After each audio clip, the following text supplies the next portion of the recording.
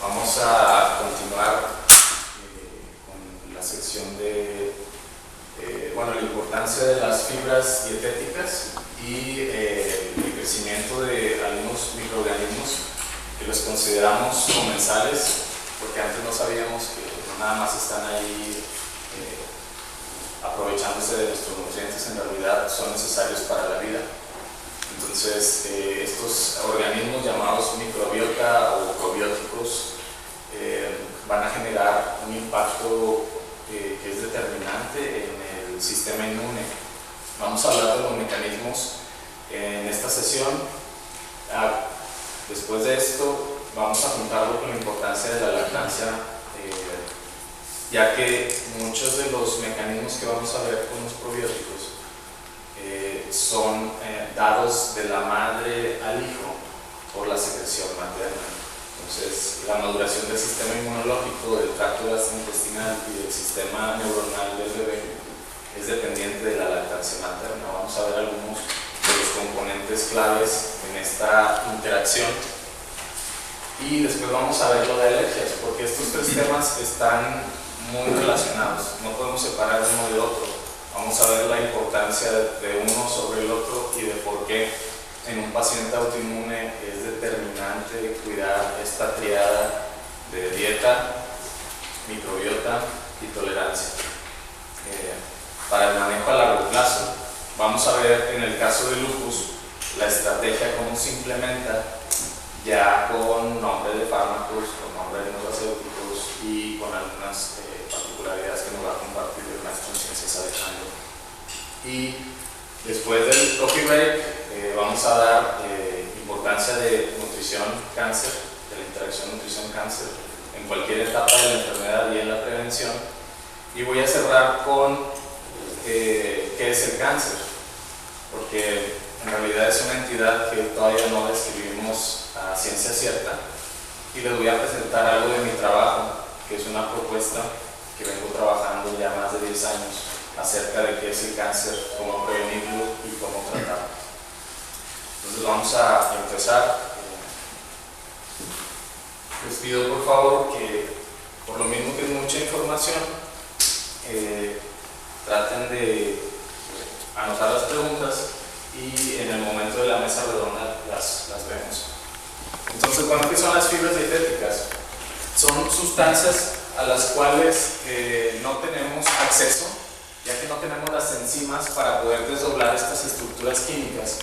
Entonces, para nosotros no significan realmente algo nutricional. No tenemos acceso enzimático a estas estructuras, por lo tanto no terminan formando parte de nuestro pool energético. Sin embargo, estas fibras van a ser finalmente el alimento de esas bacterias que son nuestros simbiontes. No sé si han escuchado el término fermentación. La fermentación es un proceso en el cual hay una bioconversión de una materia orgánica a otros componentes por el metabolismo de algún organismo. Ejemplos: la cerveza, el vino, los quesos, los yogur, en donde hay una matriz inicial de alimentos, puede ser la leche, después la dejo crecer, cultivos lácticos y me van a biotransformar, me van a convertir eso que era leche en otra cosa, en una química muy distinta, ya que ahora va a ser el metabolismo del microorganismo, ya no es la matriz inicial. Nosotros tenemos nuestro propio fermentor, ¿sí? Está en el intestino grueso, principalmente ahí se lleva a cabo la fermentación. La bioconversión de la fibra dietética, a la cual no tenemos acceso, se lleva a cabo en el colon. Y muchas de las propiedades que tienen van a ser del metabolismo de nuestras bacterias sobre estos componentes. Ahora, creo que lo mencioné la sesión pasada, pero se lo repito, somos 10 veces más células que no son humanas a células humanas. Y esas células que no son humanas, levaduras, bacterias, etc., determinan nuestra salud. Necesitamos de esos metabolitos que ellas producen, por lo tanto, la nutrición debe de considerar como un pilar importante alimentar a esas poblaciones o los comensales o las bacterias que nos están poblando. Entonces hay que consumir fibra. La fibra por lo general la vamos a obtener de las plantas. Entonces hay una parte que es celulosa que difícilmente la vamos a fermentar. La hemicelulosa de los granos de cereal también es difícil de fermentar, y la lignina. Incluso en los bosques tarda muchos años en descomponerse. Estas no tenemos tanto acceso, pero van a formar también parte esencial de nuestra dieta. Las pectinas, mucílagos y gomas sí la podemos fermentar totalmente. Está en frutas, verduras, legumbres. También aquí hay legumbres, extractos de algas y otros extractos de plantas. Todas estas las estamos consumiendo de alguna u otra forma cuando consumimos algo de origen vegetal. También los hongos van a ser importantes en esto. Y bueno, ¿cuáles son los beneficios de la fibra? Hay muchos. Vamos a hablar punto por punto. Bueno, lo primero es que nos dan más saciedad. Consumir vegetales, ese es el primer beneficio. No vamos a tener hambre tan seguido, y sabemos que es una dificultad en el manejo de los pacientes con sobrepeso y obesidad. Entonces, incrementar la fibra en la dieta nos permite tener más control del apetito. Y esto lo hace porque retrasa el vaciado gástrico. Además, hay unos mecanorreceptores en el estómago que por presión mandan una señal al cerebro cuando está lleno de saciedad. Entonces eso se llama mecanotransducción. Es una forma también por la cual las fibras incrementan la saciedad. Además, la fibra va a interactuar con agua y con otras estructuras de los alimentos y nos va a restar capacidad de nutrirnos. Esto se podría ver como una desventaja, pero en el manejo de los pacientes con obesidad y sobrepeso esa es una ventaja, porque cada vez que consuman alimentos no van a tener disponibilidad de todos esos nutrimentos por la interacción de la fibra con las otras moléculas que van a estar ahí. Incrementa la captación de lipoproteínas, es decir, que van a mejorar nuestro perfil lipídico. Incrementa la síntesis y secreción de ácidos biliares. Hay algunas fibras que solamente se utilizan para bajar el colesterol en la sangre de los pacientes. ¿Por qué? Porque estructuralmente interactúan con el colesterol, con las sales biliares. Entonces no dejan que nuestro sistema lo vuelva a captar y va a salir por las heces. Entonces es una forma de bajar de forma segura nuestro nivel de colesterol en sangre. Disminuye la lipogénesis y la inflamación. Su metabolismo por las bacterias genera algunos mediadores que bajan la capacidad de nuestro tejido adiposo de hacerse más. Y además baja la cantidad de grasa que vamos a absorber, porque muchas de estas sustancias interactúan con la grasa. Entonces no dejan que la podamos pasar a nuestro torrente circulatorio y que forme parte de nuestras reservas. Disminuir la respuesta a la insulina y la actividad de las células beta. Esto es muy importante. Un paciente con resistencia a la insulina siempre debería consumir fibra en sus alimentos. ¿Por qué? Porque le va a ayudar de forma segura a manejar la carga glicémica. Qué tanta insulina va a haber en su circulación y qué tanto se va a estresar su páncreas por tratar de producir insulina para manejar todos los demás carbohidratos. Disminuir la tasa de absorción postprandial. Esto es hasta difícil de pronunciar, pero básicamente significa que en el lapso de comida a comida vamos a tener un flujo continuo de nutrientes, porque las fibras en nuestro sistema digestivo es como si nos dieran una entrada en tiempos, es decir, esa comida no se absorbe de golpe. Esa comida se va a absorber en el tiempo de forma continuada. Entonces vamos a tener alimentos entre cada comida, de una comida de hace horas, vamos a seguir absorbiendo los nutrientes. Y esto le quita mucho trabajo a la insulina. Un ejemplo, por ejemplo, cuando ustedes se toman un refresco de cola que tiene cantidades muy grandes de azúcar, esa azúcar va a pasar a circulación de golpe. Entonces de pronto van a tener concentraciones muy elevadas de azúcar y el páncreas va a estresarse mucho porque va a tener que liberar mucha insulina, porque el páncreas funciona por gradientes de concentración. Entre más concentración tengo de azúcar en sangre, más actividad metabólica va a tener el páncreas para liberar una cantidad proporcional de vesículas de insulina al torrente circulatorio y poder equilibrar la carga de azúcar con los niveles de insulina y que entonces empiecen a bajar los niveles de insulina. Cuando yo consumo fibras, yo dejo que mi páncreas descanse porque nunca va a haber esa concentración de azúcares en sangre. Entonces no va a estar tan estresado y el gasto metabólico va a ser menor y vamos a tener insulina para más años. Entonces esto es lo que les mencionaba, esta es la disminución de la glucosa y lípidos, ayuda doblemente la fibra, disminución de los marcadores inflamatorios. En la sesión pasada veíamos estudios que hablaban específicamente de esto. Entre más fibra le doy a un paciente, lo más que le bajo la proteína C reactiva, la interleucina 6 y el factor de necrosis tumoral alfa, que son citocinas proinflamatorias. Pues también me permiten manejar los marcadores inflamatorios. Aquí no voy a mencionar los mecanismos, porque ya vimos algunos de ellos, pero vamos a ver unos alternos que no vimos la sesión pasada. Promueve la sensibilidad a la insulina. La inflamación y el manejo de la insulina son antagonistas, porque utilizan la misma vía de señalización.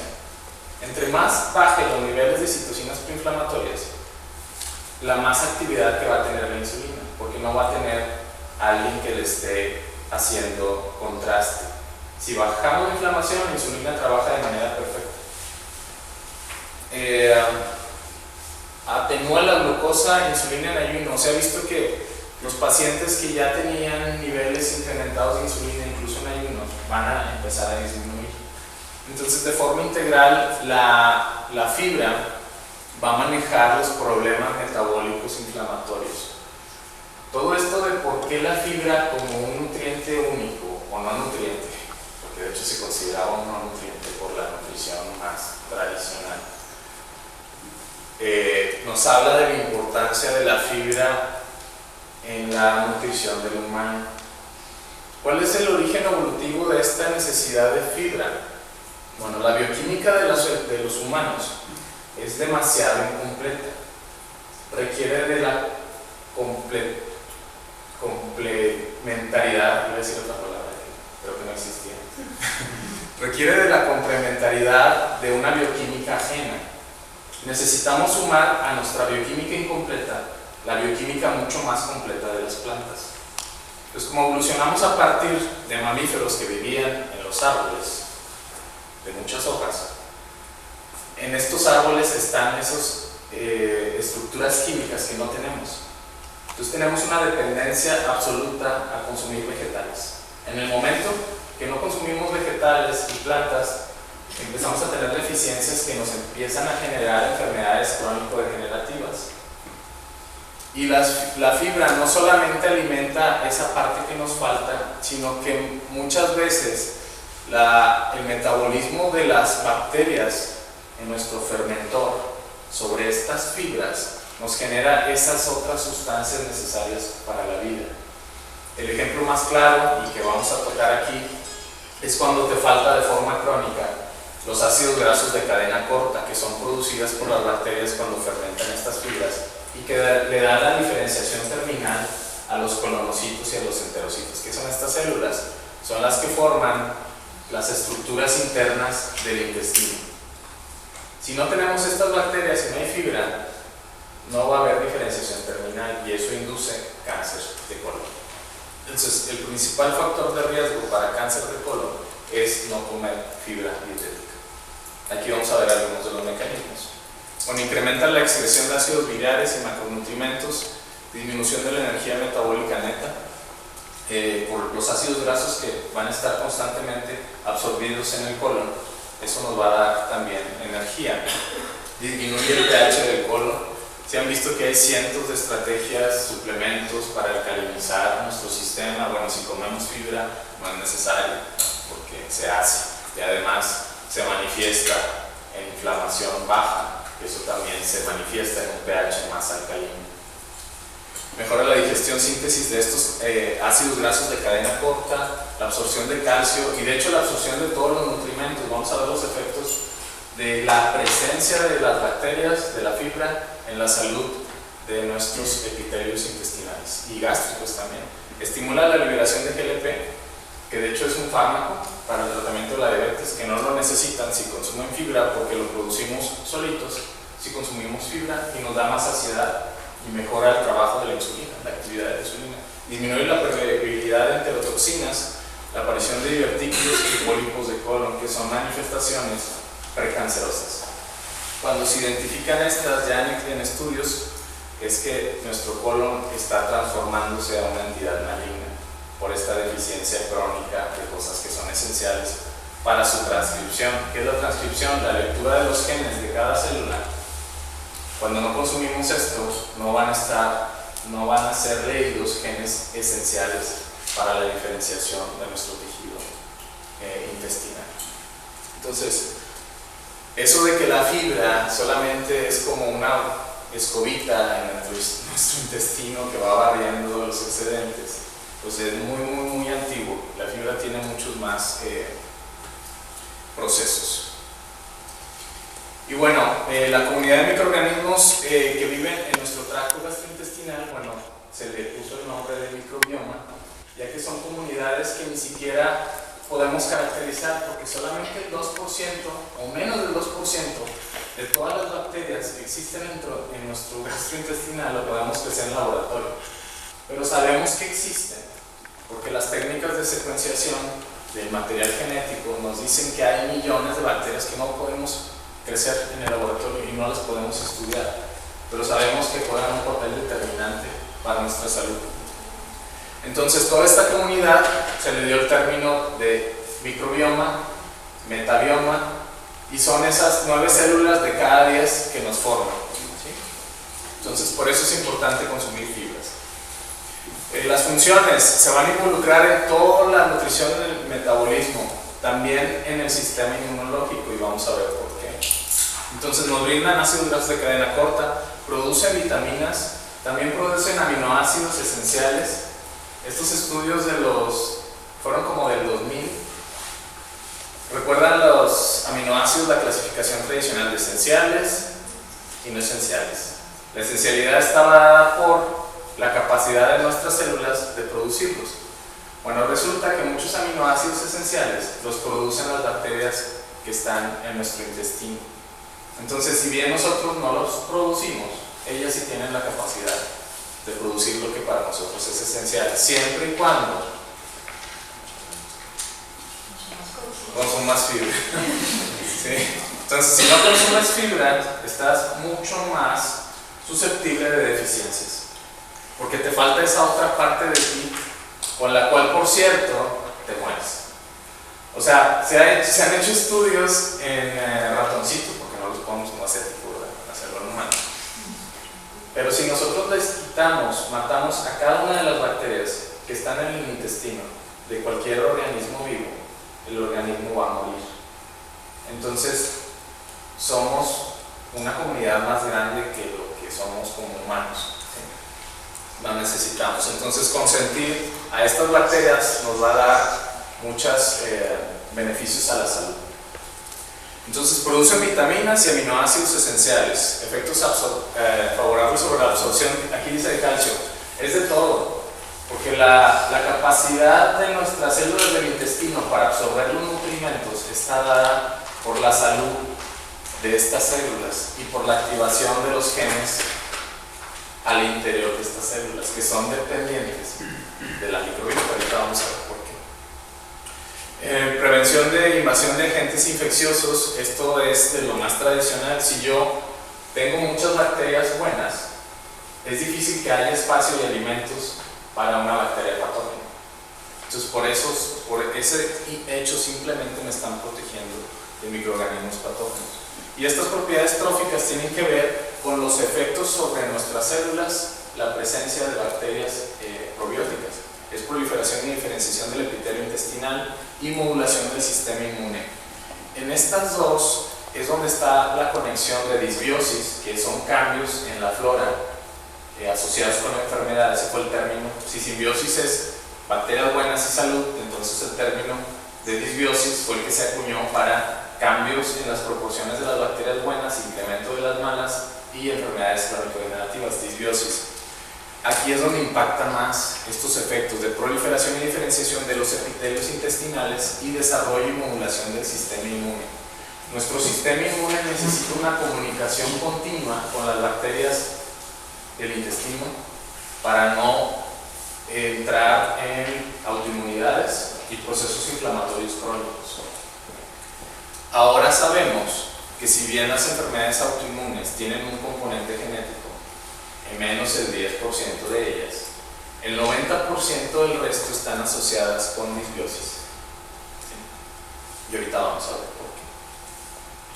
Entonces, la microbiota intestinal está compuesto por algunos géneros de los que podemos crecer, de los otros 98 no sabemos. De los que sabemos es que las bifidobacterias, bacteroides, firmicutes y bacterias ácido lácticas son de las más abundantes, y que en la obesidad hay un cambio hacia firmicutes y que está asociado con inflamación. Entonces la estrategia de compañías nutracéuticas y de algunas otras compañías de alimentos ha sido desarrollar encapsulados, yogur, tabletas, cápsulas, etcétera, etcétera, de estas bacterias que están asociadas con la salud. Pero ¿qué va a pasar si nosotros le damos a nuestro paciente estas bacterias que están asociadas con salud, pero el paciente no come fibra? No van a crecer porque no está la comida de ellas. Entonces van a llegar al intestino, van a decir, aquí es donde yo abro mi espora, empiezo otra vez mis actividades metabólicas, pero ¿y dónde está la comida? ¿Dónde está mi fibra? Entonces se van a morir y se van a ir otra vez en forma de esporas, porque estas bacterias forman esporitas, la mayoría de ellas. Por eso es que cuando consumimos vegetales, o el simple hecho de respirar o estar en contacto con otros humanos, estamos intercambiando estas bacterias probióticas. ¿Sí? Están en el aire, están en los alimentos, pero solamente cuando están en el medio ambiente, en el microambiente, donde pueden comenzar sus actividades metabólicas, que es donde van a empezar a tener actividad. Pero es esencial la presencia de la fibra, puesto que si no, no van a durar vivas. Entonces, se han asociado muchas cosas a nuestra carga microbiana. Por ejemplo, nuestra genética. Nuestra mamá nos pasó sus bacterias comensales. Entonces, desde ahí empieza nuestra tolerancia o nuestra susceptibilidad a alergias o a procesos autoinmunes, porque dependiendo de cómo coma nuestra mamá va a tener sus bacterias probióticas, y estas son traslocadas por la glándula mamaria a través de la leche al bebé. La primera colonización de bacterias probióticas es en la lactancia. Entonces, si la mamá ya tenía disbiosis, es mucho más probable que el bebé vaya a tener enterocolitis y otros problemas que le pueden costar la vida. Por eso es muy importante educar a las mamás a consumir una buena dieta. También la dieta, el estrés de la madre y todos esos factores van a determinar el printing genético. Ahorita lo vamos a ver más adelante, qué quiere decir eso. Si consumo antibióticos y otros medicamentos, ¿los antibióticos para qué están hechos? Para matar bacterias o hongos. Y adivinen qué, pues son microbiotas esenciales para nuestra vida. Entonces el uso crónico de antibióticos o de antifúngicos me va a generar disbiosis y me puede comenzar a desarrollar autoinmunidades, alergias, enfermedad de Crohn, etc. Por eso el manejo a largo plazo con antibióticos es mala idea, porque nos rompe nuestro eje de salud. No sé si habían escuchado que la salud empieza aquí en el estómago. Entonces, entre más estudiamos el cuerpo humano, nos encontramos con que la dieta es mucho más importante de lo que creíamos. Los procesos de infecciosos o de inflamación también van a determinar nuestra composición microbiana, la higiene, el estrés, nuestra propiedad, pero vamos a quedarnos con lo que sí podemos hacer. La dieta, vamos a hablar más de la dieta. La dieta siempre es una forma de cambiar nuestra salud.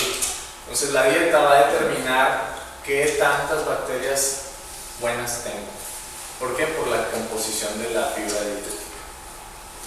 Y esto va a determinar si estamos en un estado simbiótico en donde me van a producir proteínas que modulan mi sistema inmunológico y que regulan la diferenciación de mis epitelios. ¿Para qué? Para que no me dé cáncer y para estar produciendo siempre mucosidad, las enzimas, las inmunoglobulinas que me protejan de enfermedades. Y si no lo hago, o si estoy tomando antibióticos muy fuertes, bueno, van a morir estas bacterias y empiezan procesos virulentos y autoinmunes por la desregulación inmunológica. Entonces, dicen que una imagen vale más que 1000 palabras. Vamos a tratar de resumir en 2 imágenes esta interacción de flora, dieta, salud gastrointestinal y desarrollo de la inmunidad. Este es el escenario de una persona que no consume fibra. Si no consumes fibra, va a empezar a crecer microorganismos patogénicos. Estos microorganismos patogénicos van a ser sensados por nuestras células del intestino delgado. Hay unos receptores denominados TLR que tienen la afinidad por bacterias patogénicas. Entonces va a haber una unión de componentes de las bacterias patogénicas en estas células y va a haber una activación de las células dendríticas. Las células dendríticas son las células del sistema inmune que captan una sección del agresor y lo presentan a todo nuestro sistema inmunológico, en este caso las células T. Si es desfavorable la composición de estas bacterias, porque son conocidas, nuestro genoma tiene la información de lo que nos hace daño, entonces se va a dar el gatillo de que estas células dendríticas van a estimular a las células T a diferenciarse de TH1. ¿Qué quiere decir esto? Que van a disparar una respuesta de tipo inflamatorio. Y la otra respuesta, la contrarrespuesta de tolerancia, que es de no responder con ataque, se va a silenciar. Entonces, de forma activa, nuestro sistema inmunológico, que está aquí siempre pegado a todo el intestino, que es el tejido linfoide asociado a mucosas, está por todo nuestro intestino. Mientras estén presentes estas bacterias, nuestro propio sistema inmunológico se va a encargar de matar a nuestro sistema gastrointestinal. ¿Qué significa? Que hay aquí digestión enzimática, digestión por especies reactivas de oxígeno, que estas células van a empezar a morir. Cuando empiezan a morir, se empiezan a quebrantar nuestras estructuras y empieza a haber huecos en el intestino. Esto no debe de existir, porque en el momento que hay permeabilidad intestinal, que fue el término de leaky gut, que fue muy famoso, las cosas que están en nuestros alimentos, que son proteínas, carbohidratos, van a comenzar a actuar no como alimentos, sino como antígenos, que van a ser entonces sustancias que van a ser reconocidas por nuestras células T como algo extraño. Entonces van a empezar a ser reactivos a la avena, a la quinoa, a los cacahuates, todo les va a quedar mal. ¿Por qué? Porque está rebasando los epitelios y hay un reconocimiento antígeno-anticuerpo o de receptores en las células T. Entonces se hace un círculo vicioso, porque entre más daño me esté generando el sistema inmunológico en mi mucosa intestinal, lo menos que absorbo nutrientes y lo más que me empiezo a ser intolerante a todos los alimentos. Eso ya es un problema de disbiosis. Y la excesiva condición de TH1 y TH17 va a pasar a todo mi sistema circulatorio. Entonces, la tolerancia, el no encender nuestra tolerancia, esta es esencial para no reconocer a mis constituyentes propios como ajenos. Y ese es el principio de las enfermedades autoinmunes. Cuando mis propios linfocitos ya no respetan ni mi arquitectura, ni mis células, ni mis componentes, entonces empezamos a tener anticuerpos en sangre contra las articulaciones, contra nuestro corazón, contra nuestros riñones, etcétera, contra nuestras glándulas salivales, etcétera, etcétera, que son entonces los desórdenes autoinmunes. Y antes de la autoinmunidad viene la alergia o la intolerancia a los alimentos. Entonces, la intolerancia a los alimentos y las alergias son indicadores de que ya se está sentando una respuesta de disbiosis y que va a progresar a una autoinmunidad. Pero todo tiene sus dos lados, ¿no? ¿Qué sucede cuando consumimos fibra? Okay. Cuando existe la presencia de fibra dietética, bueno, entonces va a ser degradada por estas bacterias comensales y van a incrementar sus números y las llamamos bacterias comensales. Estas bacterias, por evolución, sus constituyentes, van a ser leídos por los mismos mecanismos que ya dijimos, TLR, células M, etcétera, etcétera, pero la célula dendrítica las conoce. Dice, estas son amigas, necesito que estén aquí, necesito de su producción. Entonces, va a decirle a los linfocitos T y a los B, ahorita no, todo está bien, no hay ningún patógeno, apagamos la respuesta de inflamación, encendemos la respuesta de tolerancia, que está mediada por los linfocitos T reguladores, que expresan un marcador que se llama FOXP3 y que han sido objeto de investigación pues, de todas las enfermedades, síndrome de Crohn, intestino irritable, etcétera, etcétera. Y también para prevenir lupus. Necesitamos ver que TGF-beta e interleucina 10 se incrementan y entonces tenemos tolerancia inmunológica. No va a haber inflamación aquí, entonces va a estar intacta, no va a haber ataque en nuestros GALT y MALT, que son los tejidos linfoides asociados a mucosa. Pero además, el producto metabólico de la fibra de estas bacterias nos produce los ácidos grasos de cadena corta, entre ellos el ácido, el butírico es el más estudiado. Cuando se produce, va a entrar a las células del intestino y en el DNA del intestino va a leer secuencias esenciales para la salud intestinal. Dicho fácilmente, va a hacer que se produzcan las microvellosidades y toda la producción de moco, de enzimas, es decir, lo que necesita el enterocito para hacer su función y lo que necesita el colonocito para hacer su función. Pero además se van a juntar, se van a formar las zonas adherentes. Entonces no va a haber permeabilidad. Entonces tenemos salud a varios niveles. Salud en los enterocitos, que eran las propiedades tróficas, una respuesta de tolerancia que se va a ir al sistema a través de la circulación y vamos a ser menos susceptibles de desarrollar autoinmunidades, y si ya tenemos una inflamación la vamos a bajar. Entonces, no sé si lo logré, pero esa es la diferencia entre comer fibra y no. Entonces, cuando tenemos respuestas de tipo TH1 y TH2, que es cuando no consumimos suficiente fibra y no hay suficientes comensales, vamos a activar respuestas que son para rechazar patógenos, pero a veces nos cuestan daño a nuestros propios tejidos. Mientras que si consumimos fibra, vamos a tener respuestas de tipo T reguladoras, en donde vamos a respetar nuestros propios tejidos y vamos a tener una tolerancia en nuestro tracto gastrointestinal. No es normal responder a los alimentos como si fueran cosas ajenas. Siempre debe de haber tolerancia en nuestro tracto gastrointestinal para la correcta asimilación y absorción de los nutrientes. Y bueno, en cáncer de colon, esto es uno de los factores más altos de riesgo. Si yo de forma continua no consumo fibra dietética, voy a darle hacia adelante a los mecanismos carcinogénicos en el colon. Altera la flora, reduce el pH, no voy a tener los ácidos grasos que mantienen la actividad transcripcional benéfica en nuestros colonocitos. Y bueno, hay otros aquí de pasada, la grasa, la carne roja inducen, el hierro en exceso, que está en exceso en la carne roja induce. Pero uno de los pilares y uno de los factores de riesgo más significativo, todavía más importante que la carne roja, si lo escucharon hace poquito, hubo un boom de la OMS, de las campañas de consumir mucha carne roja y cáncer de colon. Bueno, la fibra pesa más. Lamentablemente en las poblaciones existe este evento. Las personas que consumen mucha carne roja no comen nada de fibra. Entonces en ellos se magnifica y amplifica el problema.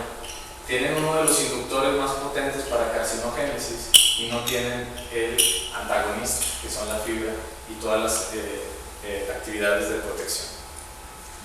Entonces, para resumir, en cáncer de colon se ha encontrado que los mecanismos más importantes de la fibra dietética es la producción de estos ácidos grasos de cadena corta, en donde el butirato es uno de los más importantes, detiene la carcinogénesis y también la metástasis. Entonces, incluso que el paciente ya tenga pólipos o ya fue diagnosticado, una de las primeras cosas que hay que hacer es recuperar la salud gastrointestinal, recuperar esa flora. Y si hace efecto, vamos a ver en la plática de cáncer, que la nutrición en cualquier nivel ya sea en prevención, en tratamiento y en sobrevivencia y en evitar las recurrencias, juega un papel determinante. Aquí está el mecanismo en color y reduce la inflamación. Sabemos también que la inflamación es esencial para la progresión tumoral. Si logramos bajar la inflamación, baja la progresión tumoral. La primera carga de probióticos no viene de los alimentos. En el recién nacido viene de la leche, viene de la mamá. Va a haber una traslocación de las bacterias de la mamá hacia la glándula mamaria y de la glándula mamaria hacia el tracto gastrointestinal del bebé. Entonces, la primera protección y la primera educación del sistema inmunológico es de la dieta de la madre, que se transforma a su vez en la leche que le va a dar a su bebé. Vamos a ver algunos de los mecanismos.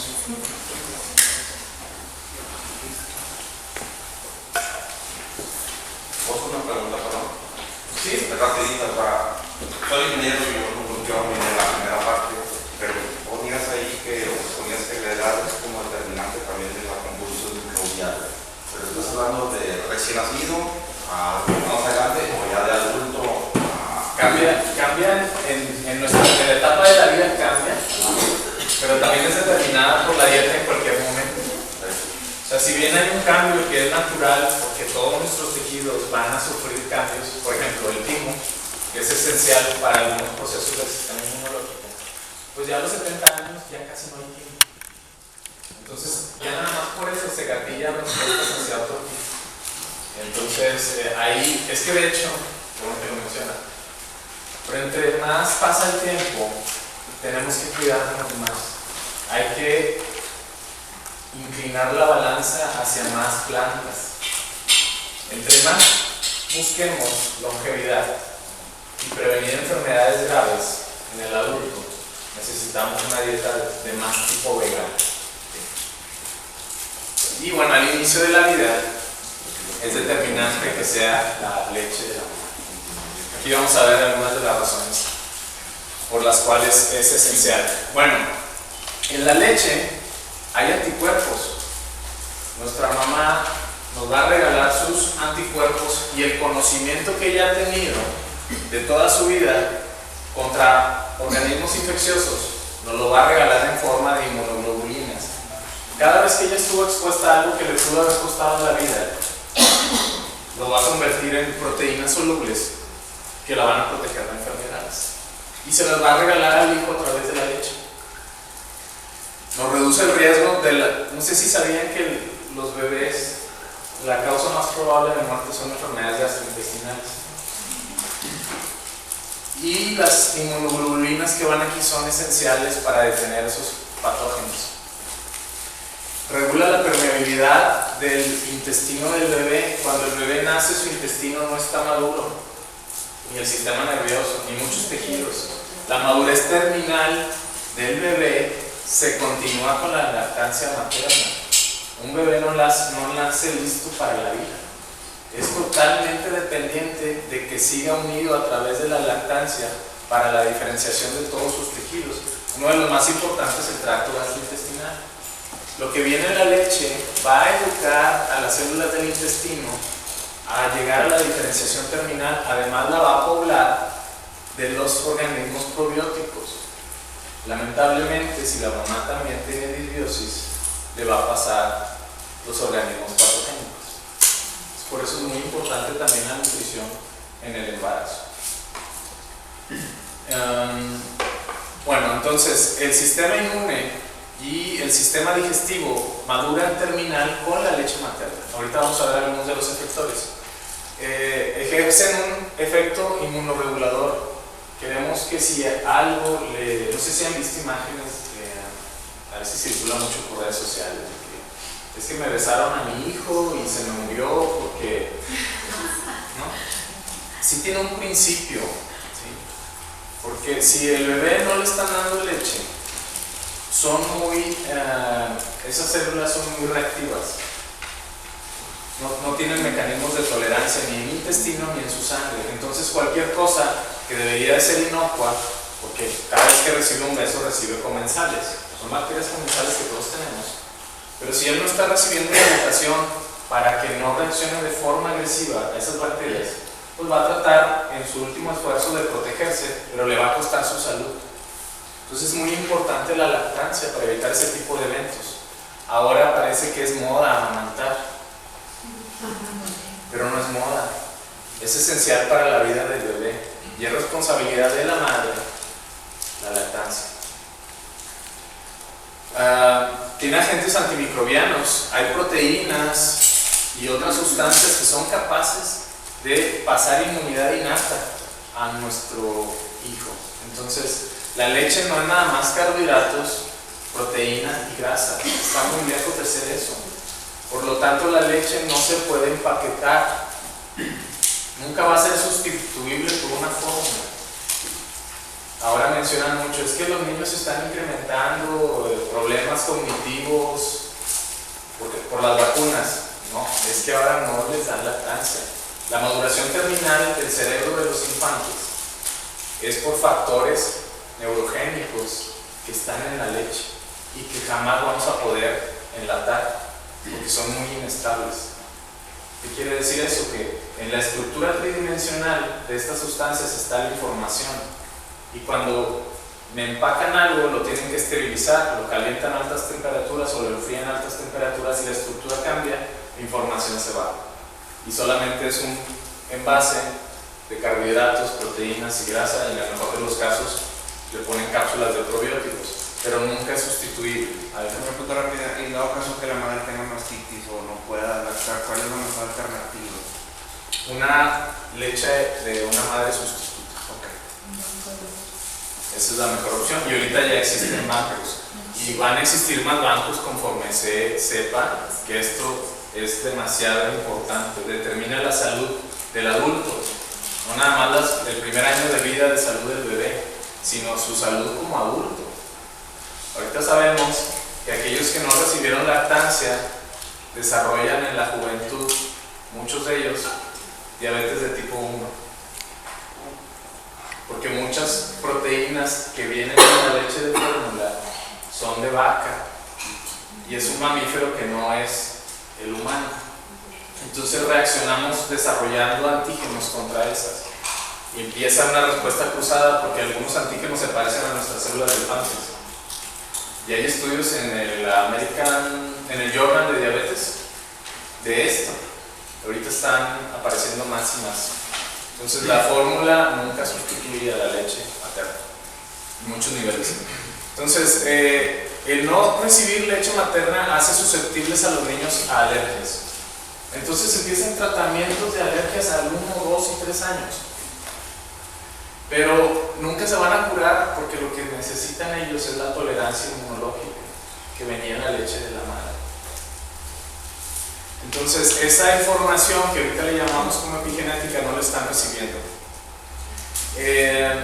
También, claro que juegan un papel importante productos químicos, factores dietéticos, la exposición a algunos microbianos, algunos alergenos maternos, el tabaquismo y algunos medicamentos.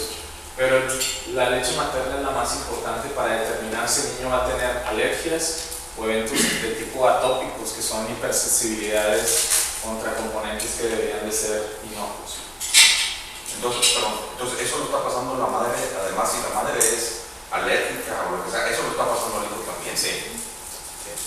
Si la disbiosis se hereda a través de la lactancia, por eso es muy importante concientizar a las mamás de que, oye, no les gusta comer brócoli, no les gusta comer espinacas, no les gusta, es que no me gusta.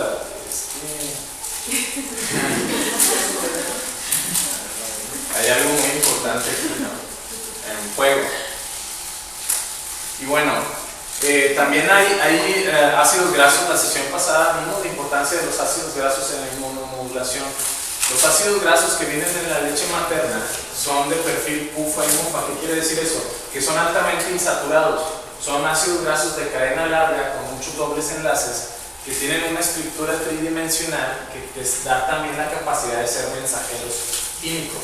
Son de tipo hormonas y generan inmunomodulación. La madre debería de tener niveles niveles altos de EPA y DHA en su leche, puesto que se supone que come mucha fibra dietética. Los ácidos grasos insaturados también están en las plantas, también en el pescado, en el salmón, ese famoso, ¿no? Hay que comer salmón. ¿Pero qué creen que come el salmón? Come algas. El salmón es rico en omega 3 porque su dieta principal son las algas. Entonces, a veces es un problema también los costos, ¿no? Es que el salmón está bien caro, ¿cómo le voy a dar a toda la población mexicana que está embarazada salmón? Espirulina, bien barata. Con lo que compran un kilo de salmón se compran un costal de espirulina. Entonces, sí hay opciones de suplementos, de polvos que se pueden incluir para incrementar los ácidos grasos en los tejidos de la madre para que entonces su leche sea rica en ácidos grasos de cadena larga insaturados, que estos a su vez van a producir derivados inflamatorios que van a detener los eventos proinflamatorios, inductores de alergias y de eventos como la enterocolitis en los infantes. Si solamente consume grasa saturada de origen animal o cosas muy procesadas, pues va a tener un perfil en su grasa saturado y va a heredar solamente grasas saturadas en la leche al niño. Y entonces va a estar susceptible por la pura composición de las membranas del bebé a los problemas inflamatorios y alérgicos. Entonces aquí algunos de los mecanismos de cómo lo que consume la mamá pasan a través de la glándula mamaria y en la leche, en la secreción materna, le está heredando su inmunidad, pero también algunos problemas de disbiosis. Si tiene un balance dietético, también pasa a todos los comensales y estos se van a encargar de proteger las barreras mucosas del bebé y de hacer el printing de bacterias que va a tener para empezar a proliferar y a protegerlo el resto de su vida. El niño, no sé si sepan, los bebés, bueno, niños de hasta casi los 6 años siguen siendo inmaduros del sistema inmunológico. Por eso es que en toda esa etapa van a ser, siempre van a traer alergia, de moquito, de infecciones de garganta, de estómago, etc. La inmunocompetencia se alcanza hasta los 10 años.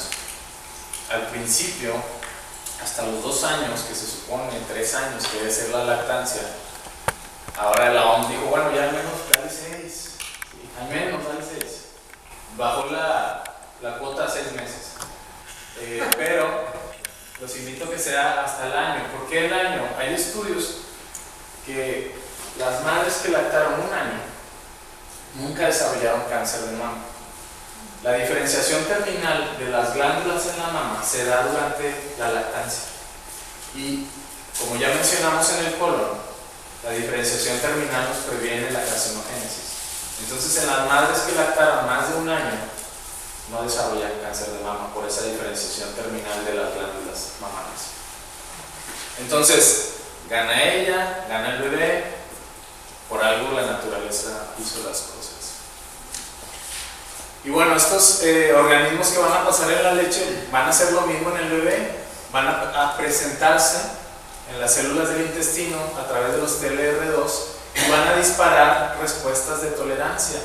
Esto va a preparar al bebé al consumo de alimentos a partir de los 6 a los 8 meses, en donde ya no solamente depende de la leche materna, sino le van a empezar a dar algunas otras papillas, pero necesita haber sido despertada la regulación, porque si no estuvo recibiendo en la leche estos probióticos, pues ¿qué le va a pasar al niño?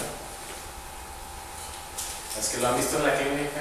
¿Cómo llegan asustados los papás?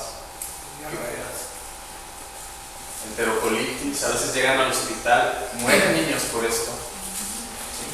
Porque lo que hubiera sido su primera comida, en lugar de ser una comida, el sistema inmunológico, como no recibió la información, lo va a atacar como si fuera un patógeno a esa comidita que le dieron la primera vez. Entonces hay muchos niveles a los cuales es importante establecer una regulación en el intestino de los neonatos. Ok, entonces componentes de la leche van a ver que no es nada más carbohidratos, grasa y proteínas, hay muchas más cosas Hay amilasa, son enzimas digestivas, factores de crecimiento epidérmico. Aquí viene lo necesario para el crecimiento, lo que repetía. A los 9 meses el bebé no deja de crecer y la morfogénesis no ha terminado. Se continúa durante la lactancia y aquí están eritropoyetina, hormona, insulina, hormona, factores de crecimiento, hormona, lactoferrina. Las hormonas son mensajeros químicos que tienen una estructura en el espacio muy peculiar y es diferente la estructura en el espacio de esta a esta. Por eso es que nunca van a estar en un producto, nunca van a ser sustituibles por un producto. Además, imaginen el costo de algo que tiene tantos fármacos, porque la eritropoyetina es un fármaco, la insulina es un fármaco, el factor de crecimiento similar a la insulina es un fármaco carísimo. Imagínense cuánto saldría hacer esta leche de fórmula. ¿Creen que viene en las fórmulas comerciales? No es costeable y además ni siquiera tenemos tecnología para hacerlo. Porque hay otra cosa, no sabemos la proporción en la cual está. Sabemos que exceso de este da cáncer. Sabemos que exceso de este tapa las venas. No sabemos la proporción en la cual vienen estas sustancias en la leche materna. Sabemos que existen y sabemos su función, pero no sabemos cómo hacer una leche materna. No termina ahí. Aminoácidos, hormonas, grasas esenciales, otras hormonas. Vienen las fibras. Dirán, si es tan importante la fibra, ¿de dónde obtiene el bebé la fibra? La mamá se la da. La glándula mamaria tiene la capacidad de hacer oligosacáridos, que son las fibras que van a ir al intestino del bebé a darle a esas bacterias la comida, para que entonces empiecen a proliferar las fibras, las bacterias comensales, y hagan su trabajo, que es la salud gastrointestinal y la regulación del sistema inmunológico. También están aquí. Componentes inmunológicos de la leche. Yo me volví famoso en la Facultad de Salud Pública, no de buena forma, porque quitaba los lácteos de la dieta. Y me discutían mucho, pero es que ¿cómo? Si tiene mucho calcio, muchas proteínas, ¿cómo nos vas a quitar los lácteos de la dieta? Yo, bueno, es que generan autoinmunidades, generan alergia, generan eczema, generan cáncer. Dicen, ¿cómo? Bueno, aquí ustedes van a entender algunos de los porqués. La leche es una inmunosecreción, no es comida. Es el producto de una glándula endócrina. ¿Qué quiere decir eso? Que es un contenido hormonal, no es comida. Es, de hecho, dicen algunos autores, una de las conductas más aberrantes del humano. Consumir la leche de otra especie en una edad donde ni siquiera la necesita. Porque la lactancia en los mamíferos está hecha para los primeros años de la vida, nada más. Después tus genes dejan de expresar los mecanismos necesarios para asimilar esos nutrientes, puesto que se supone que ya no los debes de consumir. La leche estimula el crecimiento, la diferenciación, la morfogénesis y el comportamiento del sistema inmunológico en el infante. Cuando eres adulto, todos esos procesos que acabo de repetir, no me acuerdo, todos esos procesos no te convienen, porque todos los procesos que acabo de mencionar están asociados con cáncer, Parkinson, diabetes, síndrome metabólico, obesidad. Y por si fuera poco, no estamos como humanos, no consumimos leche de madres humanas, ¿verdad que no? Consumimos leche de vaca, de otra especie. Entonces, no solamente no te conviene porque pues no eres un becerro. Entonces, consumir la secreción inmunológica de una vaca, que es para un becerro, ese es el objetivo biológico, pues te va a meter en muchos problemas, porque la diferenciación de la especie hace que nosotros en nuestro tracto gastrointestinal tenemos proteínas contra los componentes de la leche, porque es otra especie. Eso no debe de estar ahí. ¿Sí? Y la leche tiene componentes contra los tuyos. Entonces, por definición, la leche es proinflamatoria. Algunos otros componentes de la leche materna. Bueno, aquí nada más quería aclarar, porque estamos hablando de la leche materna, pero a veces se les olvida que las vacas también son mamás. Ahí se refiere a la leche y sus derivados. Exacto. O sea, Porque muchas cosas terminan con contenidos altos de estos. ¿Sí? Todo lo que viene de la glándula mamaria de la vaca trae esto. No, los fermentados cambian. Porque las bacterias se comen todo esto y lo biotransforman. El yogur y los quesos muy fermentados sí están asociados con muchas propiedades de longevidad, de salud, etc. Por eso es la diferencia. Y a veces había muchos estudios que confundían esto, ¿no? Es que ¿por qué algunos pacientes que toman mucha leche no les da cáncer? Y unos que toman mucha leche les da cáncer. Eso es como una paradoja, pero es la biotransformación. Sabemos ahora que los productos fermentados están asociados con la salud, mientras que los productos que no son fermentados están asociados con enfermedades crónico-degenerativas. Esa es la diferencia. Ok, bueno, otros componentes inmunológicos de la leche. Hay enzimas, opsoninas. ¿Qué son estas? Son proteínas que se unen a los patógenos y les hacen como un target, las marcan para que los macrófagos vengan y las engullan.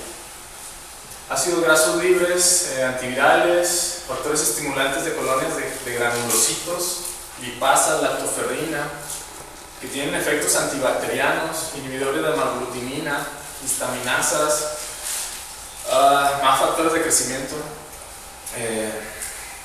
Pero quiero que vean esto es un poquito sorprendente. Yo la primera vez que vi esto sí me sorprendí. ¿Cómo es posible que la madre le pueda transferir células a su bebé? Ahora sabemos que durante la lactancia la mamá le está transfiriendo células inmunológicas. Allá hay macrófagos, células T, células dendríticas, pero más sorprendente aún, le transmite células madre de su médula ósea. Entonces, los bebés son una quimera de mamá-hijo. ¿Qué quiere decir eso de quimera?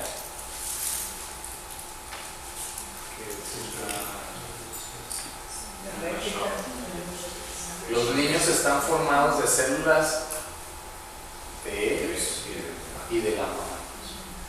Entonces, de la médula ósea de la madre pasan células a través de la lactancia al hijo, que no diferenciadas, son células madre, y que van a ayudar a crecer al bebé y a reparar los tejidos que el bebé tenga dañado.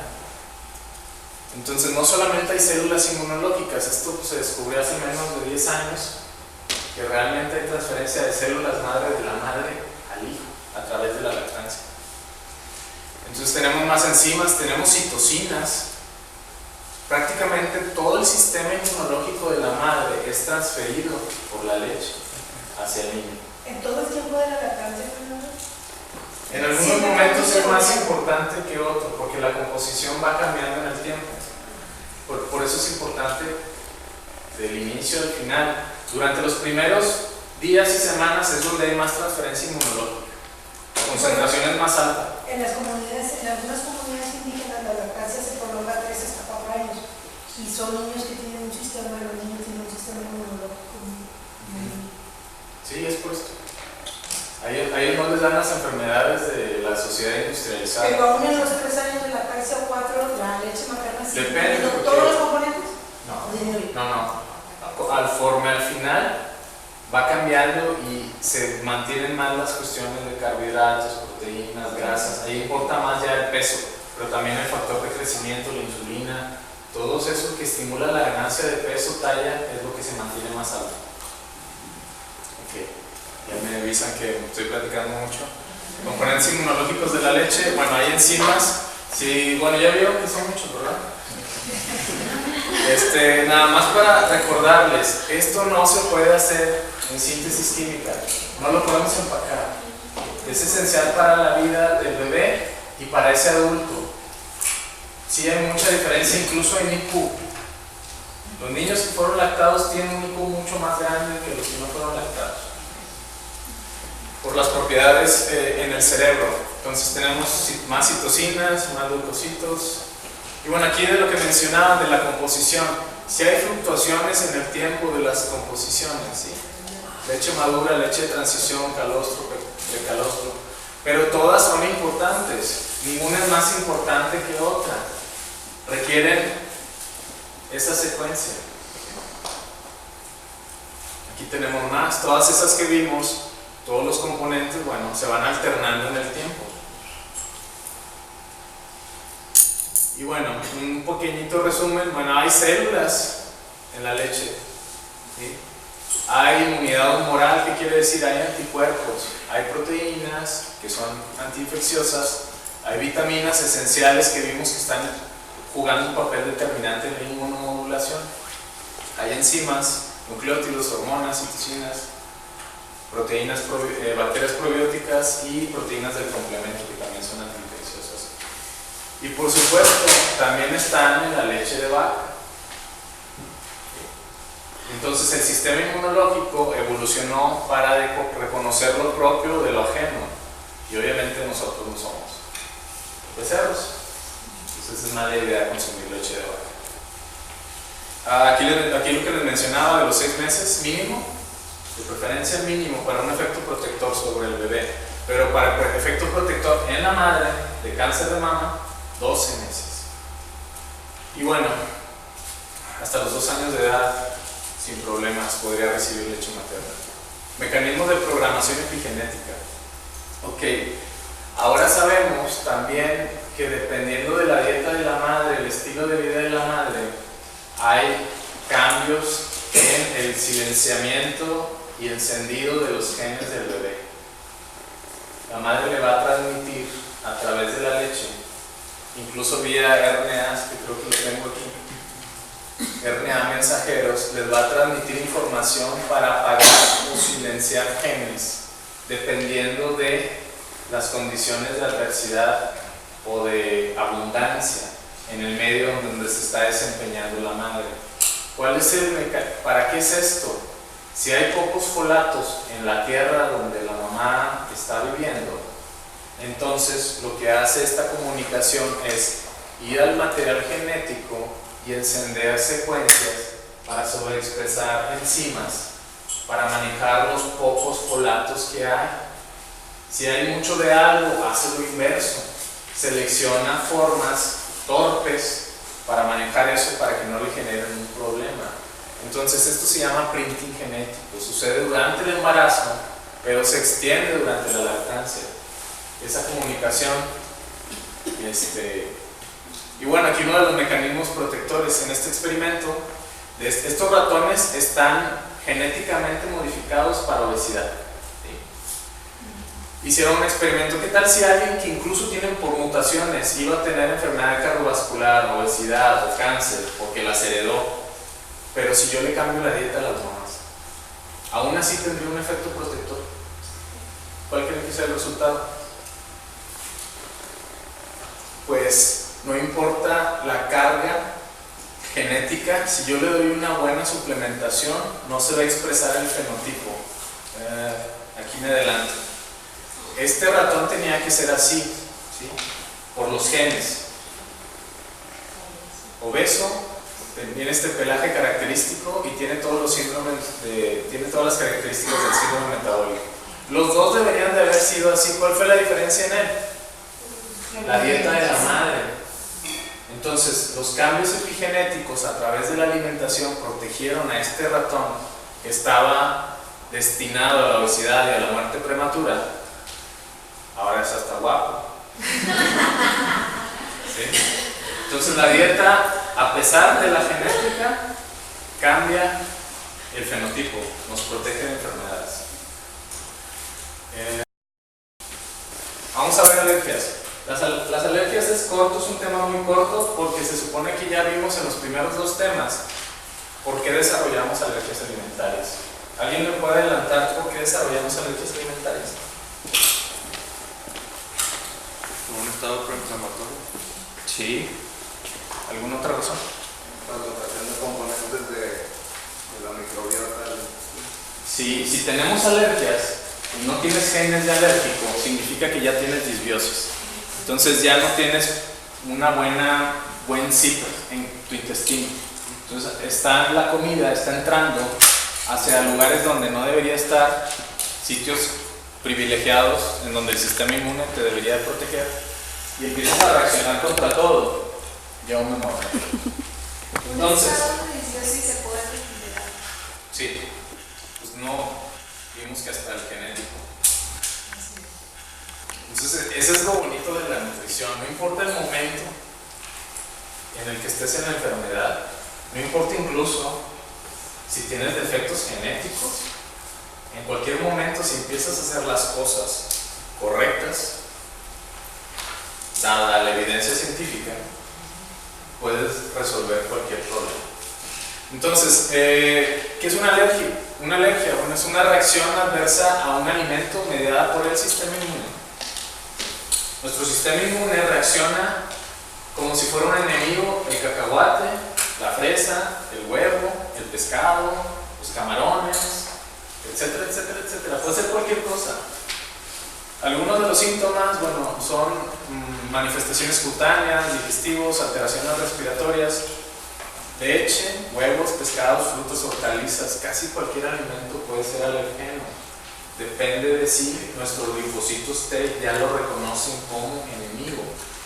Y bueno, por lo que mencionábamos de la disbiosis. Pero ya cuando tenemos alergia, bueno, los mecanismos efectores son que ese alimento va a ser traspasado por una célula presentadora de antígeno. Se lo va a presentar a las células T, que van a estimular a las células B a producir inmunoglobulinas de tipo E. Estas tienen receptores en los mastocitos. Cuando volvemos a ingerir este alimento, estas proteínas específicas contra este alimento van a activar una vía de señalización en estos elementos que libera los mediadores de la alergia. Y bueno, son todos los signos característicos de la alergia, que se les hinchan los labios, la garganta, batallan para respirar o manifestaciones cutáneas. Son mediados por la histamina principalmente, son cambios en los vasos sanguíneos, aéreos, infiltración y acumulación celular. Efectos clínicos son algunos de los más conocidos, pero ahora ustedes saben que todo comenzó por una disbiosis. Entonces, generalmente, ¿cuál es el manejo tradicional de las alergias? Antihistamínicos. ¿Qué resuelven los antihistamínicos? La reacción aguda. Nos pueden salvar la vida. ¿Cuál es el otro más fuerte? Retirar el alimento. Entonces, la primera cosa que se va a hacer es quitar los alimentos a los cuales ya eres alérgico. ¿Por qué? Porque mientras estén presentes va a haber un constante daño y estrés oxidativo que es una alergia. Pero a largo plazo no funciona, porque después te tengo que quitar casi todos los alimentos. De hecho, hay unas estrategias dietéticas que son así, minimizan la dieta a casi nada porque ya responden a todo, pero a largo plazo te voy a desnutrir y te no vas a ser más alérgico y vas a desarrollar otros procesos más graves que una alergia, para las cuales el antihistamínico no va a hacer nada. Pues aquí están de los principales alergenos. También los colorantes, ojo. Comida procesada es muy alérgica por las estructuras de estos aditivos edulcorantes, sulfitos, conservadores, espesantes. Entonces, también hay que quitar los alimentos procesados en las alergias. Algunos contaminantes, porque hay bacterias, patógenos, etc. Especias, se borraron, pero bueno. Entonces tenemos estrategias que son farmacológicas para detener las actividades de los mastocitos y de acabar con los mediadores de la alergia, que son las histaminas, cortisona, antihistamínicos, epinefrina en casos graves en donde no se puede respirar, fármacos antiinflamatorios y antileucotrienos. Eso nos va a ayudar al manejo del inicio, pero si queremos salud a largo plazo, tenemos que trabajar en recuperar la salud gastrointestinal. Porque mientras haya intestino permeable, no vas a dejar de ser alérgico. Bueno, esto es cuestiones del etiquetado, que debería cualquier paciente alérgico estar consciente de que tal vez puede tener reacciones cruzadas algunos alimentos ya procesados, o que en la misma fábrica donde se producen lo que él va a consumir se maneja para lo cual él es alérgico. Entonces, por ley se debe de etiquetar los potenciales alergenos para que los pacientes no tengan efectos graves cuando estén disfrutando de un alimento para el cual supuestamente ellos no tienen ninguna alergia. Pero hay veces que, bueno, una planta para hacer cacao pues también hace crema de maní y también hace productos de soya, entonces los antígenos están por todos lados y aunque no estés consumiendo soya, pues en esa planta manejan soya, entonces tu alimento termina contaminado con soya. Entonces nada más estar consciente de que si son alérgicos hay que leer las etiquetas, hay que enseñarse a leer las etiquetas, y creo que mi participación llegó. Vamos a continuar con lupus. Hola, buenos días. ¿Sí me escucho bien o creo que usted el micrófono? ¿Sí está bien? Okay. Bueno, ya vimos bastantes temas que involucran al sistema inmunológico y cómo se puede regular mediante la alimentación. Ahorita lo que vamos a ver es, vamos a analizar una de las enfermedades implementarias pues, más difíciles de tratar y manejar en algunos casos, de diagnosticar para los médicos, y vamos a ver su manejo nutricional, farmacológico un poco, y pues vamos a acompañar este manejo de unos casos clínicos que están publicados en algunos artículos, donde la dieta jugó un papel clave para su remisión o su control. Entonces vamos a comenzar primero definiendo un poquito qué es el lupus eritematoso sistémico. Y bueno, el lupus eritematoso sistémico es una enfermedad autoinmunitaria multisistémica que se caracteriza por la producción de una serie de anticuerpos. Esto va a ser muy importante porque estos anticuerpos suelen ser parte del diagnóstico del lupus eritematoso sistémico. A veces es una enfermedad muy heterogénea. El lupus eritematoso sistémico tiene muchas manifestaciones clínicas que pueden hacer que el diagnóstico no dé con la enfermedad en primera instancia. Entonces, hasta el día de hoy se considera que no hay ninguna prueba infalible para su diagnóstico. Se requiere de varias pruebas, diferentes manifestaciones clínicas que se observan en el paciente, integrar todo esto y entonces llegar a un diagnóstico. Entonces a continuación vamos a ver las manifestaciones clínicas más comunes del lupus eritematoso sistémico y a la par los criterios que se toman en cuenta para diagnosticarlo, ya que suelen ser estas mismas manifestaciones parte de los criterios. Entonces aquí tenemos el primer criterio de estos, que es la erupción malar, que es este eritema que surge en las mejillas con alas en forma de alas de mariposa en los pacientes. Esta manifestación está presente en el 85% de las personas que padecen lupus, o sea que es un criterio pues, bastante fuerte. También tenemos la presencia de otro tipo de erupciones, que son las erupciones discoides. Estas pueden estar en las mejillas, en los brazos, en las piernas o en la espalda del paciente que tiene lupus, y también suelen ser muy comunes en los pacientes. Las manifestaciones en la piel suelen ser uno de los criterios más fuertes de los pacientes que tienen lupus, están alrededor del 80% de los pacientes. Tenemos también fotosensibilidad, que va a ser esta irritación que va a surgir en el paciente con lupus luego de la exposición a un breve periodo por un breve periodo de tiempo a la luz. La fotosensibilidad es otra.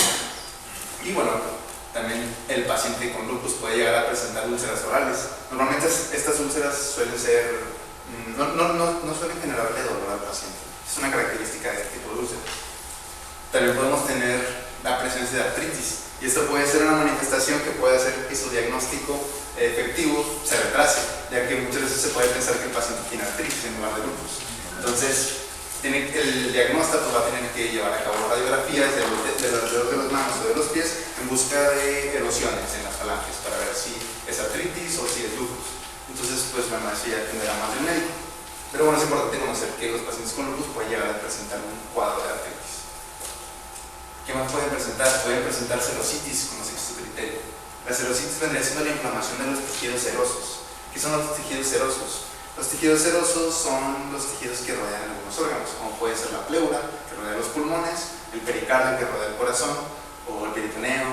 Entonces, normalmente el paciente con lupus puede haber derrames pleurales, derrames pericárdicos, y pueden ser complicaciones bastante graves si no se maneja adecuadamente.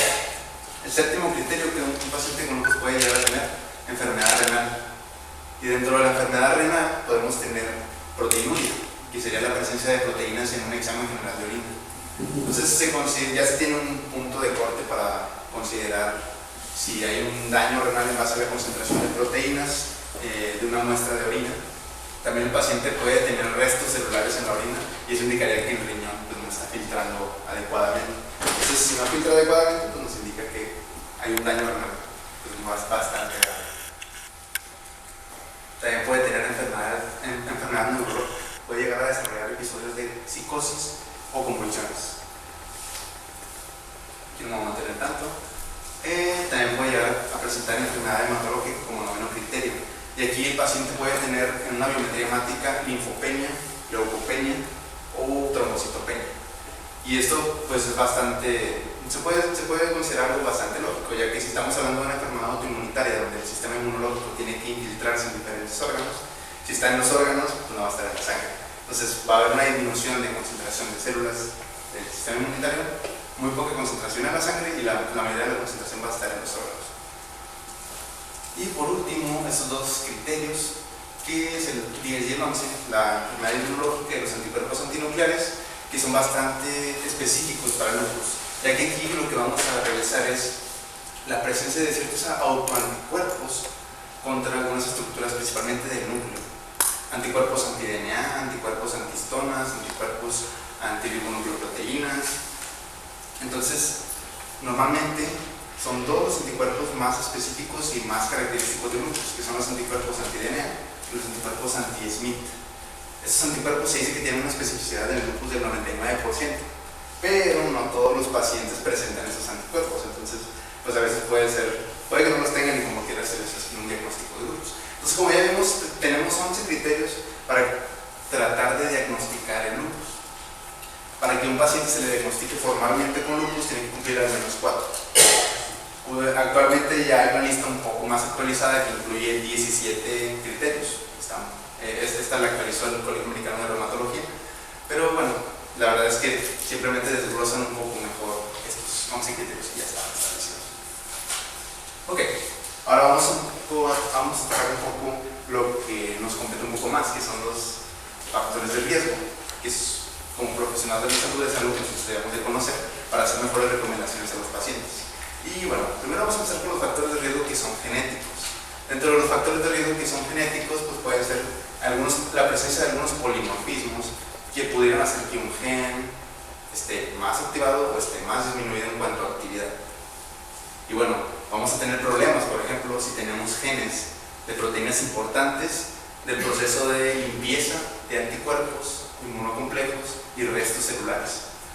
Porque, por ejemplo, imagínense que hay un daño celular grave. Hubo una infección, hubo un traumatismo y entonces se mueren muchas células. Esas células normalmente podrían morir por necrosis o por apoptosis. Si mueren por apoptosis, entonces es una muerte celular programada y es muy organizada, ¿no? Los antígenos no se liberan. Nuestros propios antígenos no se liberan.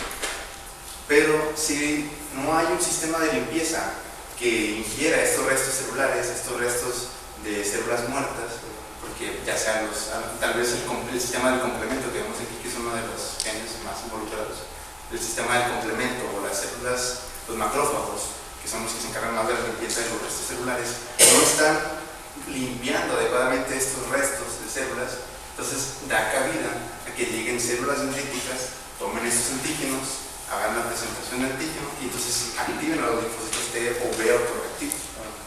Entonces tenemos diferentes genes implicados en este proceso. Pueden ser genes del complemento, también podemos tener genes más activados o más disminuidos en cuanto a actividad en la señalización del linfocito. Y ahorita vamos a ver por qué esto suele ser importante. Pero, como podemos ver en esta tabla, son muchos genes. Y como mencionó el profesor Fernando, la contribución de la genética al desarrollo de enfermedades autoinmunitarias normalmente suele ser entre un 10 y un 30%. La mayoría depende del estilo de vida. Y hacia esto vamos. Estos son todos los factores ambientales que pueden contribuir al desarrollo de lupus.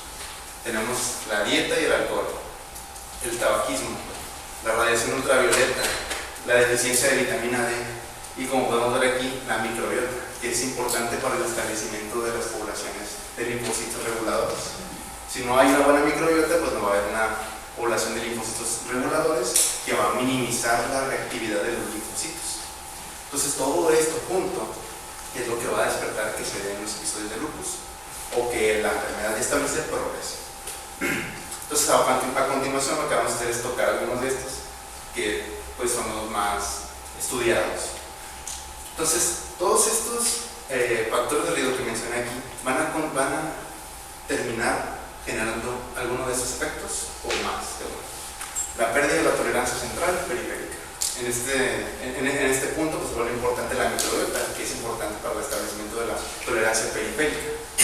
También pueden aumentar la inflamación del daño tisular. En el caso de la radiación ultravioleta o el tabaquismo, que van a generar un daño constante al paciente que está pues con este tipo de hábitos, pues van a generar inflamación y daño tisular. Y el daño tisular va a hacer que se liberen más antígenos que pueda reconocer el sistema inmunológico y continuar pues perpetuando ese ciclo autoinmunitario. También vamos a tener, en el caso de traumatismo, la exposición de autoantígenos privilegiados. Verá, en el organismo, no todos, el cuerpo no siempre se expone a todos los antígenos. Los linfocitos del cuerpo no siempre se exponen a todos los antígenos. Es decir, por ejemplo, hay antígenos que nunca se van a exponer al sistema inmunitario. Se dice que estos antígenos son privilegiados porque el sistema inmunológico nunca va a estar en contacto con ellos. Hay, por ejemplo, antígenos de los ojos, antígenos de los testículos, antígenos, principalmente de estos tejidos, de los huesos, en algunos casos, porque no hay vasos linfáticos ni vasos sanguíneos que lleguen hacia estos órganos. Entonces, se dice que están privilegiados. Entonces, si llegara a haber un traumatismo en el que algún paciente tuvo un accidente y entonces estas barreras que limitaban que el sistema inmune no entrara en contacto con esos antígenos se pierden, entonces aquí vamos a encontrarnos con un problema porque el sistema inmune se está encontrando con algo a lo que nunca había visto que estaba dentro del mismo organismo. Nos va a despertar una respuesta inmunitaria muy fuerte. También tenemos el mimetismo molecular de los antígenos infecciosos. Y bueno, vamos a tocar el primer punto, que es la tolerancia central y periférica. Nosotros sabemos, por el doctor Fernando, ya vimos un poco de la tolerancia periférica que se establece en el intestino, pero también hay un tipo de tolerancia que se conoce como tolerancia central, que se establece en la médula ósea y en el timo. En el timo y en la médula ósea se van a generar múltiples linfocitos, millones de linfocitos, que van a tener una especificidad por un antígeno en particular, y algunos de estos linfocitos podrían tener una especificidad por nuestros propios antígenos. Entonces, ¿cómo podemos evitar que estos se liberen a la circulación y más adelante pasen a ser linfocitos autorreactivos? Pues porque hay un mecanismo que se conoce como selección negativa. Si estos linfocitos reaccionan a nuestros propios antígenos, entonces hay otros linfocitos que se encargan de matarlos en ese instante, en el timo y en la médula ósea, para que no puedan salir de ahí a circulación. Sin embargo, este sistema, que se conoce como sistema de tolerancia central, no es perfecto y pueden escapar algunos linfocitos autorreactivos de los órganos linfoides a la sangre. Pero para eso tenemos los mecanismos de tolerancia periférica, el establecimiento de linfocitos T reguladores, entre otros. Y bueno, para esto pues es importante el establecimiento de una buena microbiota para asegurar una población de linfocitos T reguladores que van a limitar a margen a los linfocitos autorreactivos que escaparon de esta tolerancia central. Entonces, bueno, otro mecanismo de defensa que tenemos para evitar las autoinmunidades es que en los tejidos normalmente no hay inflamación. En un mundo ideal, en un organismo ideal no debería haber inflamación, si todo está correcto. Pero, y bueno, y si no hay inflamación, aunque un linfocito autorreactivo encuentra su autoantígeno, no podría generar una respuesta inmunitaria, ya que necesita de la presencia de una célula presentadora de antígeno que tenga estas proteínas que se conocen como proteínas coestimuladoras. Estas proteínas coestimuladoras van a hacer que la señal que activa el linfocito autorreactivo se amplifique y entonces ahora sí inicia un ataque autoinmunitario. Eso es en condiciones donde la inflamación es muy baja, pero en condiciones de inflamación crónica, por ejemplo en la obesidad, en una infección bacteriana, viral, etc., pues como va a haber una inflamación, aquí las células presentadoras de antígenos sí van a tener esas proteínas coestimuladoras y entonces sí pueden activar los linfocitos autoreactivos. Por eso se dice que algunos episodios de infecciones pueden despertar a veces los síntomas o la sintomatología de lupus. Entonces, esto es el fundamento de esas observaciones. También puede ser que, bueno, esto se ve más comúnmente con los virus, el mimetismo molecular. Algunos virus, por azares, sino por simplemente cuestión evolutiva, para poder infectar a las células eucarióticas, poseen antígenos o proteínas que se parecen mucho a nuestras proteínas. Entonces, como podemos ver, hay muchos mecanismos que tratan de minimizar que las autoinmunidades no surjan, que no haya proteínas coestimuladoras en ausencia de inflamación, que haya tolerancia central, que haya tolerancia periférica. Entonces, aquí, bueno, y suele haber más mecanismos, pero aquí me centré simplemente en los más importantes. Ahora, vamos a continuar con otra cuestión que también puede ser muy importante, el lupus y el género. ¿Qué sabemos de este tema? Bueno, el lupus en mujeres y hombres en una edad entre 17 y 55 años normalmente suele presentar una frecuencia de 9 a 1 en el radio hombre-mujer. Es decir, una mujer tiene 9 veces más probabilidad de tener lupus que un hombre. Y como podemos ver, esta edad de 17 a 55 años se considera la edad reproductiva de una mujer. Entonces, probablemente en una edad menor a 17 años o una edad mayor a 55 años, donde ya hay una alta concentración de estrógenos, podemos ver que el radio baja a 2 a 1. Eso quiere decir que los estrógenos están jugando un papel clave, ¿no? Por pura lógica. Si nosotros analizamos esa relación entre los lupus y los estrógenos, pues nos vamos a encontrar con esto. Los estrógenos incrementan la severidad y la frecuencia de los episodios en lupus en modelos animales y pacientes. Y aquí están algunas observaciones que se han visto. Aumentan la producción de anticuerpos, de autoanticuerpos, aumenta la reactividad de antígenos exógenos y aumenta la expresión de autoantígenos. También aumenta la inflamación sistémica y la proliferación y activación de linfocitos B, lo que va a hacer que se promueva todavía más la producción de autoanticuerpos. Entonces podemos ver que sí hay una relación bastante clara entre los estrógenos y el sistema inmunológico y por qué las mujeres suelen tener una mayor frecuencia que los hombres. Ahora, también, eso es un dato muy importante, ese es otro dato que refuerza esta teoría. 50% de los genes que se expresan durante la menstruación también lo hacen durante los episodios de lupus. Entonces sería una relación bastante clara entre los estrógenos y el lupus. Ahora, antes de pasar al manejo, vamos a tocar un poco la etiopatogénesis que presenta esta enfermedad. Como ya vimos, pues hay algunos genes que pueden darnos una susceptibilidad a presentar lupus. Entonces, estos genes normalmente están involucrados en la limpieza o remoción de inmunocomplejos, señalización de linfocitos T o B, muerte celular de linfocitos B o T. Y entonces, es esta susceptibilidad genética junto con los factores de riesgo ambientales combinados van a generar pues la formación de anticuerpos antinucleares y inmunocomplejos. Normalmente una célula, ya sea por radiación ultravioleta, tabaquismo, alcoholismo, una dieta mala, van a inducir la apoptosis de diferentes poblaciones en el organismo. Esta apoptosis pues va a generar los cuerpos apoptóticos, pero como no hay una limpieza de esos cuerpos apoptóticos adecuados por los macrófagos o las proteínas del complemento, entonces este contenido que está almacenado en nuestras vesículas se va a liberar, va a liberar el contenido fuera de estas vesículas. Los linfocitos B o T que sean autorreactivos a estos antígenos van a generar anticuerpos o van a generar inflamación dependiendo del tipo de linfocito, y entonces van a disparar una respuesta inmunitaria. Y esto se ve todavía más exacerbado si el paciente no tiene una tolerancia periférica porque no tiene una buena microbiota.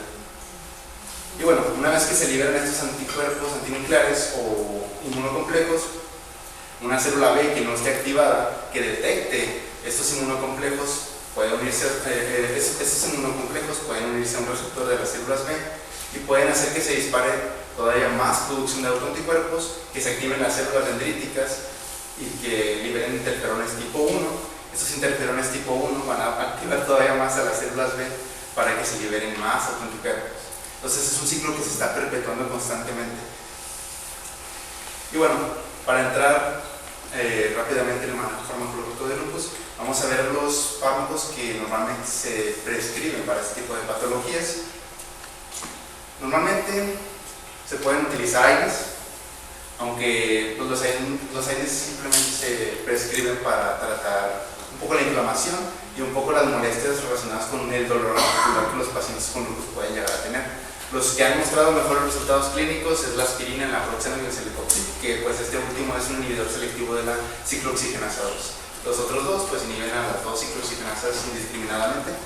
Y bueno, las ciclooxigenasas, ¿qué son?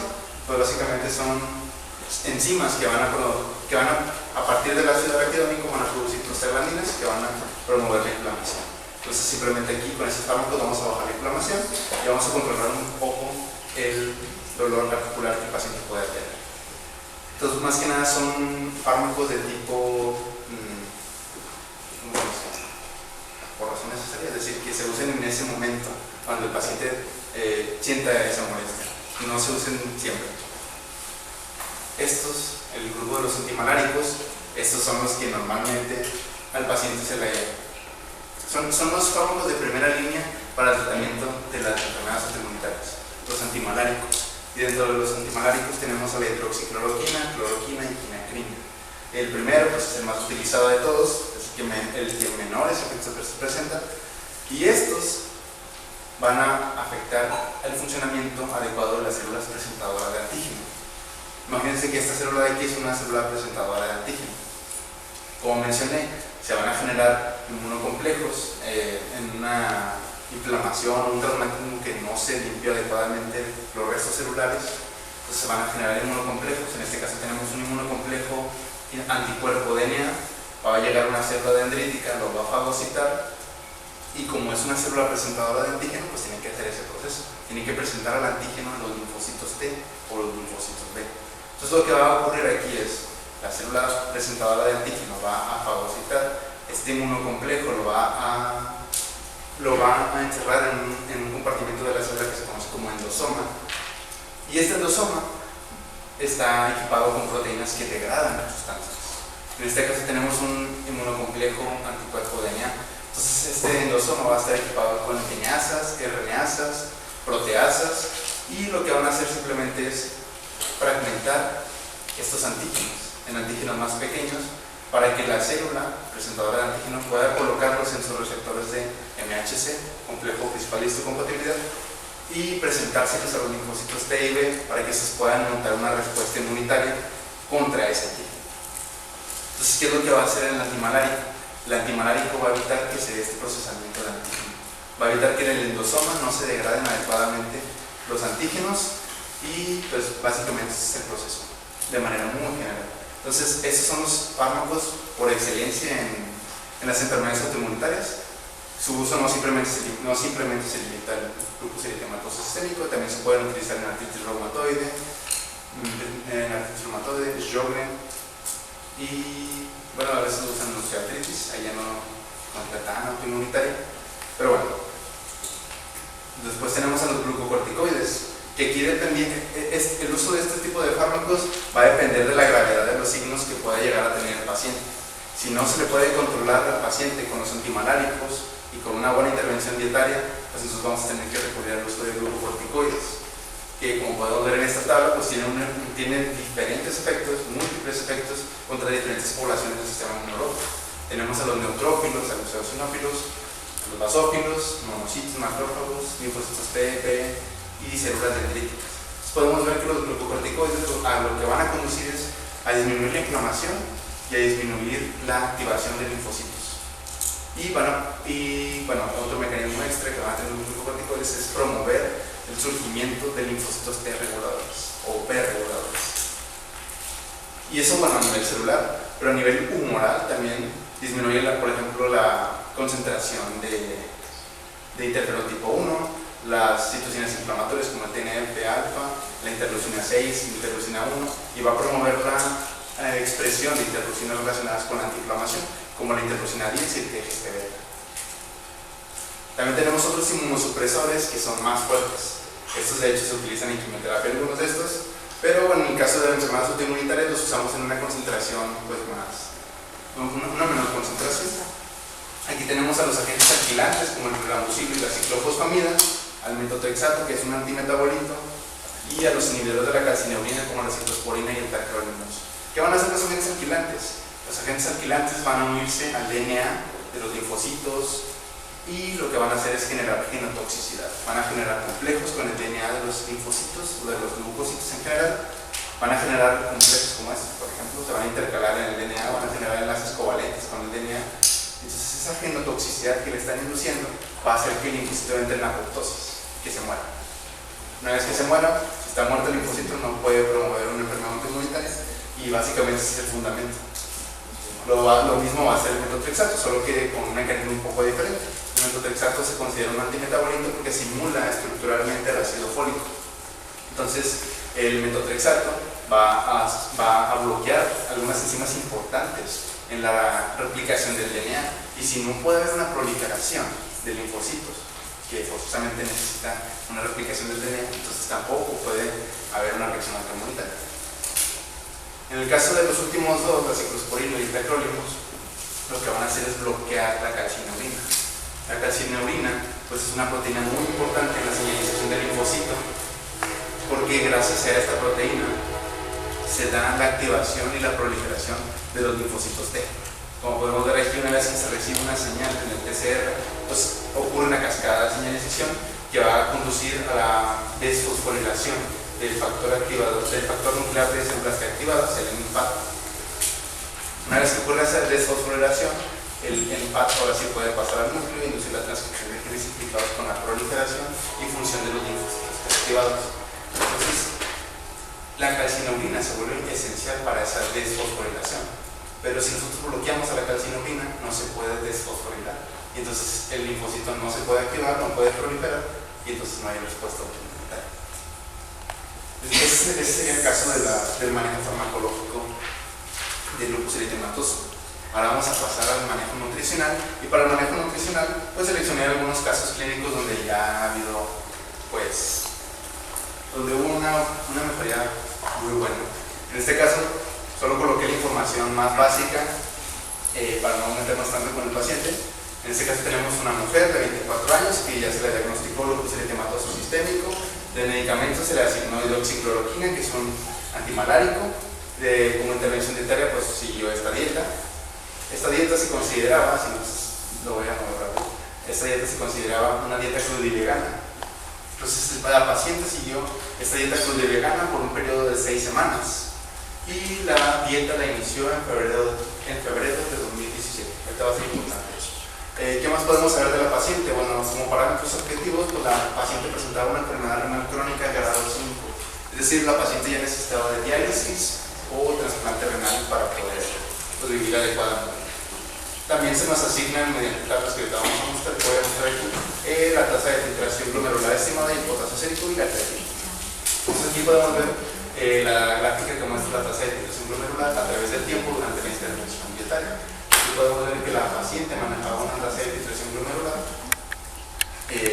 alrededor de 15, pero luego de la intervención en febrero de 2017 su tasa de filtración glomerular subió alrededor de 27. Entonces podemos ver que con solo 6 semanas de dieta cruda y vegana su función renal mejoró pues bastante, porque pasó de un grado 5 a un grado 4. Y en un grado 4 se considera que el riñón tiene la suficiente capacidad para vivir al menos sin diálisis y un trasplante renal. Entonces la paciente puede llevar a cabo su vida de manera normal, aunque con algunas complicaciones. Ahora, en el caso del potasio sérico, que también es otro electrolito importante que se debe controlar porque puede generar problemas cardíacos, tenemos que la paciente antes de la intervención manejaba alrededor de 5.2, 5.3 miliquilogramos por litro, y luego de la intervención a las 10 semanas bajó hasta 3.5.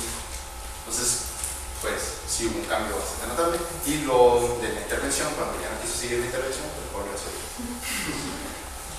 En el caso de la creatinina, manejaba creatininas de 300 milimolar, y luego de la intervención de las 6 semanas hasta 200. Entonces bajó bastante la creatinina, que también es otro indicador de la función renal.